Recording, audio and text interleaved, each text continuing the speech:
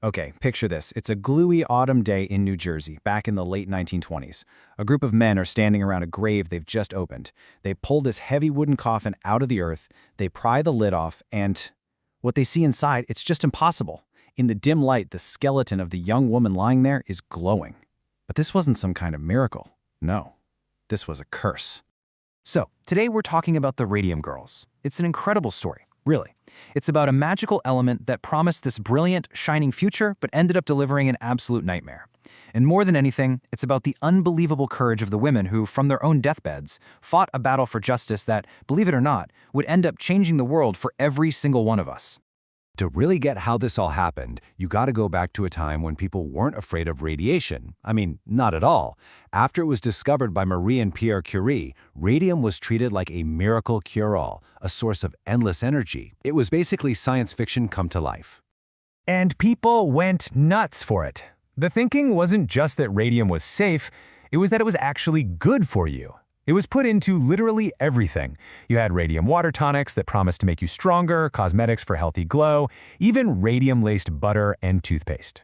Radium was the future, and the future was bright.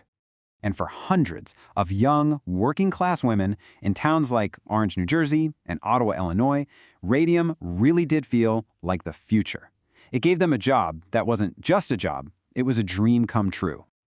To get why this job was so appealing, you have to think about what the other options were. For most of these women, we're talking about 14-hour days in a deafening factory or a grimy sweatshop, making what was called starvation wages. But then you had the United States Radium Corporation. They offered work in a bright, clean studio, doing something delicate, something that felt like art. And the pay? Wow.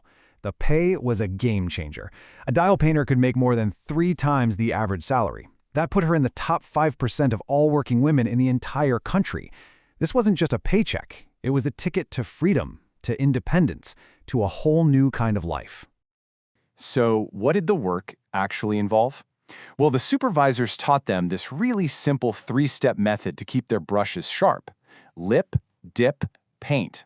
They'd twirl the brush to a fine point between their lips, dip it into that glowing green paint, and then carefully paint the numbers. Lip, dip, paint. Over and over, hundreds of times a day. And every single time, they were swallowing a tiny bit of poison. And this quote right here, it just shows you the level of trust they built. A new girl, a little worried, asked her manager if the paint was dangerous. And that's what he told her. It will put roses in their cheeks. He said it wasn't just safe, it was good for them. At another factory, a manager actually ate the radium powder in front of new girls just to prove how harmless it was. You know, there was this one side effect that seemed purely magical at the time. The radium dust would settle all over them, in their hair, on their clothes, so when they left work, they would literally glow in the dark. They got the nickname the Ghost Girls, and they totally embraced it. They'd wear their best dresses to work so they'd shimmer on the dance floor later that night. Some even painted their teeth with it before a date, for a smile that would, and I quote, knock him dead. But here's the part that'll make your blood run cold.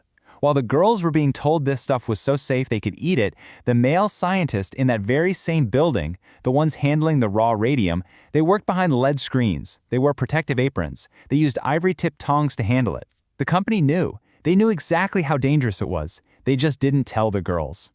And so, that glowing glamour of the Ghost Girls was about to fade. And in its place, a horror that nobody could have possibly seen coming. And it all started, as these things so often do, with something small. A simple toothache. Her name was Molly Maggia. Her dentist pulled a tooth, but the hole just wouldn't heal. It got infected, turning into this awful ulcer. Pretty soon, her jawbone became so brittle that her dentist could literally just lift pieces of it right out of her mouth. She died this absolutely horrific death when she was only 24. And the doctors, who were influenced by the company, they listed her cause of death as syphilis, a convenient lie that also smeared her reputation. And the company's cover-up was just relentless. As more and more women got sick with what people started calling radium jaw, the corporation didn't just deny it. They launched a full-on disinformation campaign.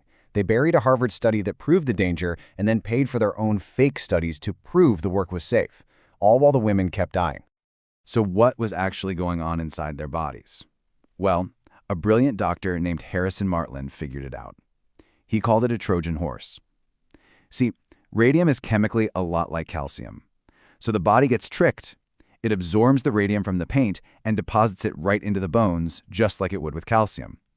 And once it's there, it starts this slow, agonizing process of shooting out radiation, literally drilling holes through their bones from the inside out. Once Dr. Martlin's science came out, the women finally had proof. They finally had a weapon to fight back.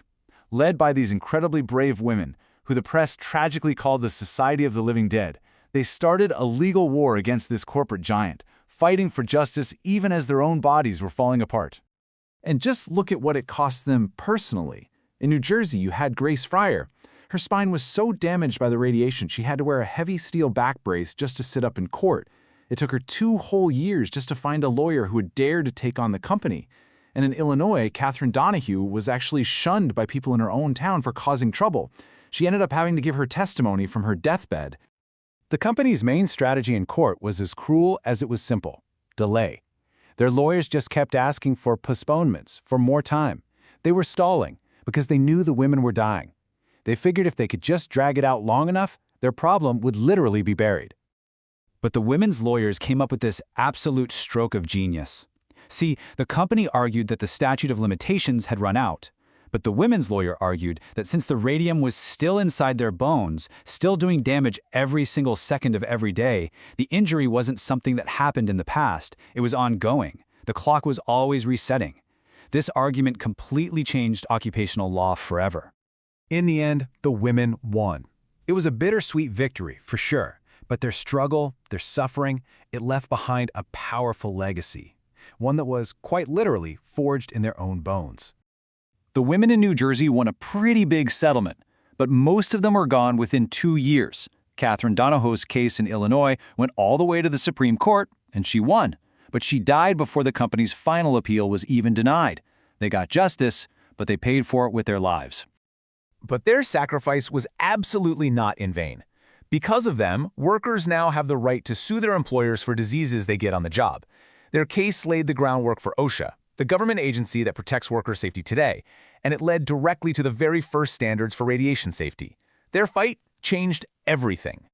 And maybe the most incredible part of their legacy, it came after they were gone.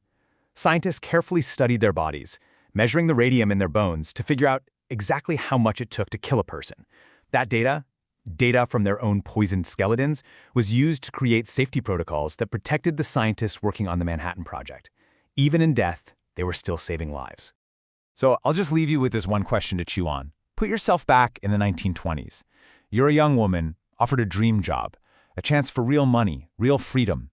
And everyone, your boss, the scientists, everyone is telling you it's perfectly safe. What choice would you have made?